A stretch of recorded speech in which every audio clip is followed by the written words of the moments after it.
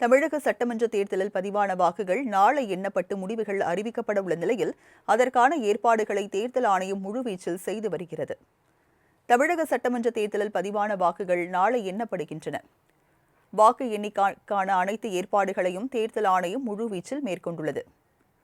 சென்னையை பொறுத்தவரை 16 தொகுதிகளில் பதிவான வாக்குகள் 3 வாக்கு எண்ணும் மையங்களில் பாதுகாப்பாக வைக்கப்பட்டது. ஒவ்வொரு மையத்திலும் 3 அடுக்கு பாதுகாப்பு போடப்பட்டு துணை ராணுவ படையினர், போலீசார் 24 மணி நேரமும் தீவிர கண்காணிப்பு பணியில் ஈடுபட்டு வருகின்றனர். வாக்கு எண்ணிக்கையில் ஈடுபட உள்ள அலுவலர்கள் பின்பற்ற வேண்டிய நடைமுறைகள் குறித்து தேர்தல் ஆணையம் சார்பில் பயிற்சிகள் வழங்கப்பட்டுள்ளது. இதற்கிடையே வாக்கு எண்ணிக்கை தொடர்பான முழு விவரங்களை தேர்தல் ஆணையம் வெளியிட்டுள்ளது. அதன்படி தமிழகம் முழுவதும் 62 மையங்களில் வாக்கு எண்ணிக்கை நடத்தப்படுகிறது. தேர்தலில் பதிவான வாக்குகளை எண்ணுவதற்காக 234 அறைகள் அமைக்கப்பட்டுள்ளன. தபால் வாக்குகளை எண்ணுவதற்காக கூடுதலாக 240 அறைகள் ஒதுக்கீடு செய்யப்பட்டுள்ளது. மேலும் ஒவ்வொரு 500 தபால் வாக்குகளுக்கும் ஒரு வாக்கு எண்ணும் மேஜை அமைக்கப்பட்டுள்ளது.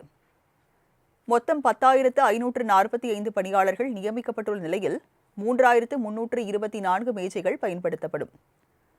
ஒவ்வொரு சட்டமன்ற தொகுதிக்கும் ஒருவர் என மொத்தம் 234 வாக்கு எண்ணும் பார்வையாளர்கள் நியமனம் செய்யப்பட்டுள்ளனர். நாளை வாக்கு எண்ணிக்கை நடைபெறவுள்ள நிலையில் 234 தொகுதிகளுக்கான தேர்தல் பார்வையாளர்கள் தமிழகம் வருகை தந்துள்ளனர். அவர்கள் சென்னை உள்ளிட்ட நகரங்களில் வாக்கு எண்ணும் மையங்களில் மேற்கொள்ளப்பட்டுள்ள பாதுகாப்பு ஏற்பாடுகள் குறித்து ஆய்வு செய்தனர். மேலும் வாக்கு எண்ணும் மையங்களில் பாதுகாப்பு ஏற்பாடுகள் குறித்து தமிழக தலைமை தேர்தல் அதிகாரி அர்ச்சனா பட்நாயக்குடன் தேர்தல் அதிகாரிகள் காணொலியில் ஆலோசனை மேற்கொண்டனர்.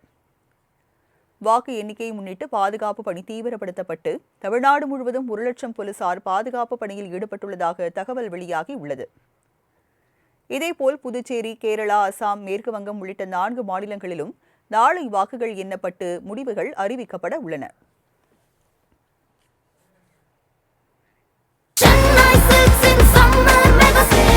Chennai Silks in Mega Summer Sale.